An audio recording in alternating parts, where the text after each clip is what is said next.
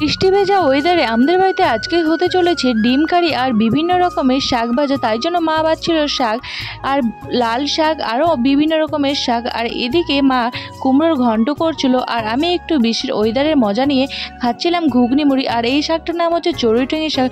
আর এদিকে আমি ডিম ছুলে নিচ্ছিলাম, কারণ আজকে আমিই করব ডিমের কারি।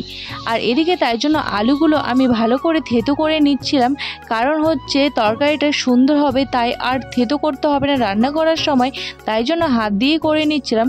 আর এদিকে দেখো লাল শাকটা ভাজা করে নিচ্ছিলাম।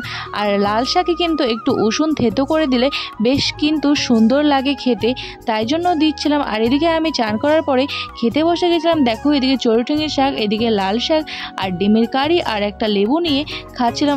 আর আমার মতো শাক খেতে কে কে ভালোবাসো অবশ্যই কমেন্টে বলবে কিন্তু। আর আমার একটা বাজে অভ্যাস আছে যে যখন ডিম ভাত হয় তখন আমি সম্পূর্ণ ভাত খাওয়ার পরে লাস্টেই কিন্তু ডিমটা খাই।